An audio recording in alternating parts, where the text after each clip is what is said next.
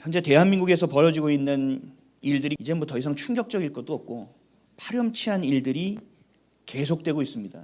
그 파렴치한 일의 종착점, 그것을 하고자 하는 가장 중요한 것이 뭐냐? 이들이 개헌입니다. 헌법을 바꾸려고 하는 겁니다. 지금까지 해왔던 거짓 선동으로, 수많은 거짓 선동으로 진짜를 가짜로 둔갑하게 만드는 일을 했지 않습니까? 그 종북좌파들, 그리고 공산주의자들, 우리가 말하는 반국가 세력이 수십 년 동안 빌드업 해왔던 것이 바로 종북주의고 공산주의 세상을 만드는 거였습니다. 그 빌드업의 마무리가 개헌입니다. 우리가 정확하게 알아야 됩니다. 윤석열 대통령이 한 것이 아니라 자신들이 만든 그 내란을 합법화시키고 그것을 권력화시키고, 그래서 윤석열 대통령을 통하여 하나님이 우리를 깨우쳐 주신 이 계몽령을 영원히 내란으로 만들려고 하고 있는 일이 바로 개헌인 것입니다. 이런 헌법 개헌안이 여러분 이미 통과됐습니다. 아십니까? 이미 다수당인 민주당에 의해서 통과가 됐고 이재명이 사인을 했습니다. 그리고 이미 공고가 끝났습니다. 그래서 5월 4일부터 국회에서 개헌안 심의를 시작합니다. 이런 중요한 거는 국민 투표에 붙여야 되는데 본인들도 이건 조금 부담스럽다고 생각했는지 6.3 지방선거에다가 집어넣습니다. 지금 선거는 뭐가 있죠? 사전선거가 있죠. 거기서 장난질을 치고 있죠. 그 일이 또 벌어지는데 개헌에서도 이 일이 벌어지는 겁니다. 이를 막아야 될 신데, 이거를 막아야 될 야당은 지금 지방선거 공천 얘기만 하고 있습니다. 자기가 떨어졌다, 돼야 된다, 뺏겼다, 뺏어야 된다, 싸움박질만 하고 있습니다.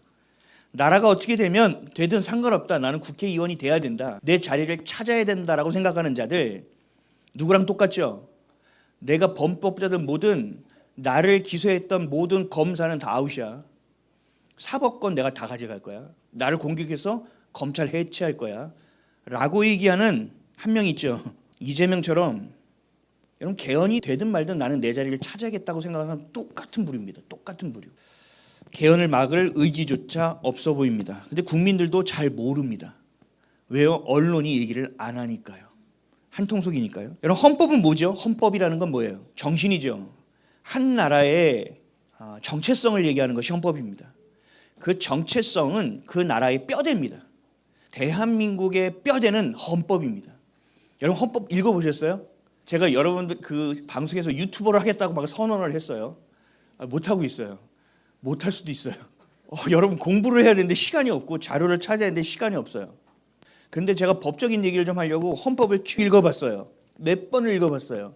여러분 우리나라 헌법은 매우 아름답습니다. 진짜 생명 걸고 만든 그 공산주의 앞에서 모든 것을 경험했기 때문에 이 나라는, 그렇게 되면 안 된 나라는 선언과 정체성이 우리나라의 헌법에 들어가 있다는 거예요. 그래서 이 나라는 법치국가입니다. 이것이 무너지면 나라는 무너집니다. 우리나라 헌법 정말 멋집니다. 근데 그 헌법을 유린하고 도륙하고 섞어버리고 있습니다. 마치 하나님이 주신 말씀의 진리에 WCWA 얘네들처럼 오염된 것을 섞는 것과 같이 헌법에 그렇게 섞고 오염시키고 있습니다. 오염하는 수준이 아닙니다. 삼권 분립을 사실은 이미 무너졌죠. 그 무너진 것을 어떻게 해야 돼요? 정당화시키려면 헌법 안에 집어넣어야 되는 겁니다. 독재로 가기 위해서 그 나라의 근간을 흔들고 있습니다. 그 법을 이번에 개정되는 것을 좀 쭉 헌법 개정안을 좀 읽어보면 전체적으로 하나로 이어집니다. 국회의 권한 강화입니다. 국회의 권한 강화. 국회가 모든 것을 다 하겠다는 겁니다. 대통령이 국가의 비상사태 때 계엄령을 선포하는 것도 국회에서 48시간 내에 심의해야 해서 허락을 안 하면 바로 해제됩니다. 그러니까 이제는 국회의 권한이 끝에 있는 겁니다. 피라미드 맨 꼭대기에 있는 겁니다. 왜 이것을 강화하며 개헌을 할까요? 부정선거로 자기들이 국회의 과반수를 것이 기정사실로 되어 있기 때문에 그걸로 개헌을 하고 있는 겁니다. 국회를 떠나서 국회만이 아니라 사법과 행정 모두 국회의 독재로 민주당에 종속되어 버린, 영원히 그렇게 공산주의 국가로 가고자 하는 것이 바로 개헌이라는 겁니다. 그럼 공산당 보세요. 공산주의에 삼권 분립이 있습니까? 있는 것처럼 형식만 있죠. 누가 법이에요? 김정은이죠. 북한에 가보면 졸았어. 네가 졸았어. 죽는 겁니다. 얼마 전에도 청소년이 K드라마 봤다고 총살당했습니다. 17살인가 18살 여자아이랍니다. 이런 나라가 있습니다. 그런 나라를 추종하는 세력이 대한민국을 삼키고 있는 겁니다. 그러면 제발 니네들은 위로 올라가라. 거기 가서 살아 좋으면 이라고 얘기하고 싶은데 이들의 가장 큰 목적 중에 하나는 하나님을 대적하는 것이기 때문에 질서를 깨는 데 있습니다. 가정의 질서를 깨기 위해서 젠더 이데올로기를 얘기하고 교회를 깨기 위해서 차별금지법을 얘기하고 조직과 질서를 깨는 것입니다. 그래서 TV 방송에서 동거하는 것을 얘기하면서 결혼의 제도를 깨는 겁니다. 아이를 한 명 낳으면 2억이 든다는 이야기를 얘기하면서 아이를 낳지 못하게 만드는 겁니다. 이것이 바로 하나님이 만든 질서의 해체입니다. 이들이 그 일을 하고 있는 겁니다. 여러분 이것이 바로 진짜 내란이고 이 모든 것의 정점을 찍는 것이 바로 개헌입니다. 여러분들이 아셔야 돼요. 삼권분립에 나와 있는 삼권분립의 원칙, 자유민주주의 본질적 가치도 곧 무너질 겁니다. 사회주의로 완전히 만드는 거예요. 여러분 부마 사태, 5.18 사태 다 아시죠? 이게 다 민주화 운동으로 바꾼다고 합니다. 그래서 이걸 어디랑 같이 두냐? 4.19 혁명과 같은 자리에 두겠다는 겁니다. 그러니까 종북주의, 좌파혁명, 간첩질들을 정당화시켜버리는 겁니다. 그러면 그것을 깨려고 했던 전두환 정권은 어떻게 됩니까? 내란 세력이 되는 겁니다. 전두환 세력은 어디서 이어받았죠? 박정희 정권이죠. 박정희 정권도 부당한 정권이 되는 겁니다. 그 정권 어디서부터 시작했습니까? 이승만 정권이죠. 이 나라는 대한민국으로 태어나서는 안 됐다라는 얘기를 하고자 하는 겁니다. 이 나라는 공산주의가 됐어야 된다는 겁니다. 적화통일이 됐어야 된다는 거죠. 완전히 선과 악을 바꾸고 있는 가장 마무리가 개헌이라는 것입니다. 모든 사람들을 내란으로 모르는 겁니다. 그래서 5.18에 대한 것을 여러분들이 토론하잖아요. 이제는 잡혀갑니다. 헌법에 정해져 있기 때문에. 이들이 얘기하죠. 대통령이나 국회의장이나 다 뭐하고 있어요? 북한을 한 나라로 인정해야 된다고 하잖아요. 이게 바로 헌법을 위헌하는 겁니다. 헌법에는요, 북한도 우리 땅입니다. 북한에서 탈출해서 온 북한 사람들은 동포 우리나라 사람입니다. 대한민국에 속해 있는 자라고 여겨야 됩니다. 그게 헌법이에요. 근데 문재인은 어떻게 했어요? 그들을 억지로 돌려보냈죠. 여러분 그 영상 기억하세요? 안 가겠다는 걸 밀어 제끼는 걸 헌법을 유린하고 있습니다. 그런데 그것의 마지막 헌법을 개정하는 겁니다. 완전히 뜯어고치겠다는 겁니다. 이걸 어디에 꼼수를 불려서 녹여넣냐? 6.3 지방선거입니다. 정당하지 않다는 것을 본인도 알고 있는 겁니다. 여러분 이제 이게 큰일 나는 일입니다. 국가 비상사태가 만약에 벌어지죠. 우리나라 휴전 상태입니다. 지금 38선 휴전선에 있는 전방에 있는 우리 군인들을 3분의 2를 뺀다고 하나요? 4분의 3입니까? 3단봉을 죽이는 것도 안 돼서 또 인원을 빼는 겁니다. 이게 문을 열어주는 거죠. 그러니까 국가 비상사태가 만약에 벌어졌을 때 비상계엄을 해야죠. 그래서 전쟁 준비를 해야죠. 이거 못하는 겁니다. 그냥 문 열어주는 겁니다. 국회에서 아무것도 안 하면 끝나는 겁니다. 근데 그 국회 누가 가지고 있어요? 종북주의자들이 가지고 있지 않습니까? 또 이런 얘기들 제가 봤어요. 거주 지역과 관계없이 균등한 삶의 질과 기회를 향유할 의무를 명시한다. 들어보면 좋아 보이죠. 우리 똑같이 살 수 있어? 야 진짜 똑같이 살면 좋아 보이죠. 그럴싸해 보여. 근데 균등이라는 단어를 잘 보셔야 돼요. 균등은 자유민주주의에서 쓰는 단어가 아니에요. 우리가 쓰는 단어는 평등이라는 단어입니다. 균등이라는 단어를 쓰지 않아요. 같은 기준, 같은 규칙으로 모두가 절대적으로 동등해야 한다는 공산주의 사상에서 온 말이 균등입니다. 우린 평등입니다. 평등은 뭐냐? 같은 권리, 같은 기회를 향한 실질적인 평등, 같은 권리와 같은 기회를 갖는다는 겁니다. 이게 민주주의의 핵심입니다. 기회의 평등. 이게 안 되면 사유재산이 침범당하는 상황이 오는 겁니다. 얼마 전에 생이대 금액도 이재명이 정했죠. 주유소도 그 끝에 값도 이재명이 정했죠. 이제 모든 것을 그 사람이 정할 때가 오는 겁니다. 이 집도 마찬가지일 겁니다. 가지고 있어도 안 돼. 팔기도 못해. 이게 사람들 죽어나가게 생기는 겁니다. 사유재산 침, 이것이 공산주의입니다. 근데 이 개헌이 어떻게 되느냐? 국민의힘에서 10명만 이탈해서 개헌을 찬성하면 통과됩니다. 이게 가장 큰 위기예요. 그러니까 내란몰이의 종착점이 여기에 있다는 겁니다. 그래서 윤석열 대통령이 계엄을 선포한 거예요. 공산주의자 종북좌파들이 국가를 야금야금 먹어 삼키고 헌법이 유린되고 상위의 정보를 알고 있을 거 아닙니까? 전체적으로 다 먹어 달아가고 있으니 이건 더 이상 이렇게 하다가는 나라를 더 이상 끌고 갈 수 없겠다라는 판단이 쓴 거죠.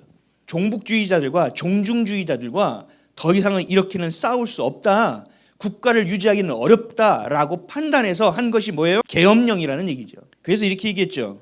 친애하는 국민 여러분, 저는 북한 공산 세력의 위협으로부터 자유민주주의를 수호하고 우리 국민의 자유와 행복을 약탈하고 있는 파렴치한 종북 반국가 세력을 일거에 척결하고 자유헌정 질서를 지키기 위해 비상계엄을 선포합니다. 정확하게 맞아떨어지지 않습니까?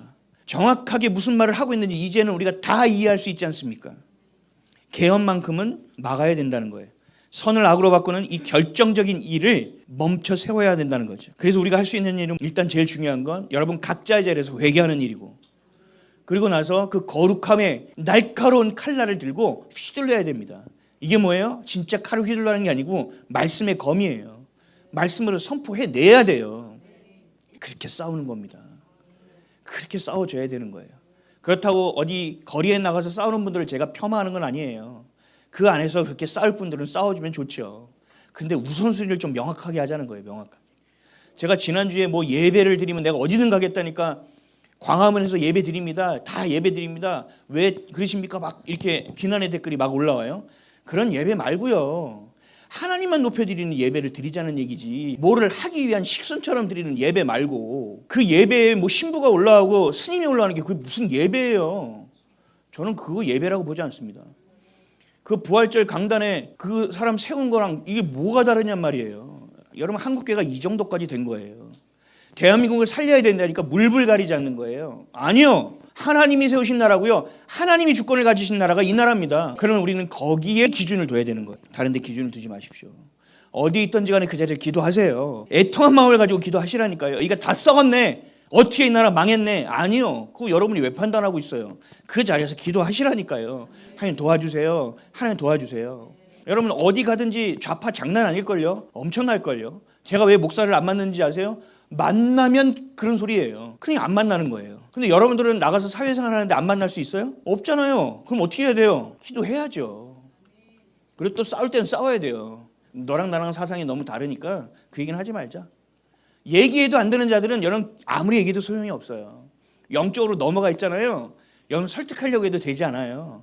그래서 하나님께서 뭐라고 했어요? 성경에 이단에게 전도하라고 그랬어요? 이단을 살리라고 그랬어요? 아니요. 상종하지 말라고요. 사귀지 말라고요. WCC는 반대한다 그래놓고 WCC 교단 안에 들어가 있는 이런 헛된 일을 하면 안 된다는 얘기예요. 성경적이지 않다는 거죠. 사랑하는 성도 여러분, 여러분 정신 차리셔야 돼요. 진짜로 이 마지막 거의 다 왔어요. 조금만 더 우리가 버티고 기도하면 돼요. 그리고 하나님이 하실 일을 기대하면 돼요. 그렇다고 대한민국이 안 무너지냐? 또 무너질 수도 있어요. 그럼 그것도 하나님의 뜻이에요. 그럼 거기서 우리가 해야 될 일을 해야죠. 카타콤으로 들어가서 기도하든지. 왜 우리 교회에서 가장 중요한 목표를 영적 자립으로 삼느냐? 그런 때가 왔을 때 각자의 집에서 예배하라고요. 여기 못 모일 때가 있을 수 있다니까요. 각자의 집에서 예배하고 부모는 자녀를 축복하고 부모는 자녀에게 말씀을 가르칠 수 있는 수준이 되지 않으면 안 된다는 겁니다. 예수님이 오실 길을 예비하고 준비할 수가 없다는 얘기예요. 그렇게 준비하는 저와 여러분 되시기를 축복합니다. 조금만 더 우리 힘을 내서 주님을 향하여 더 기도하고, 우리 5월 둘째 주부터 또 화요기대 시작하니까 나라와 민족을 위해서 또 모여서 함께 기도했으면 좋겠습니다. 그렇게 함께 기도하기를 주님의 이름으로 축복합니다.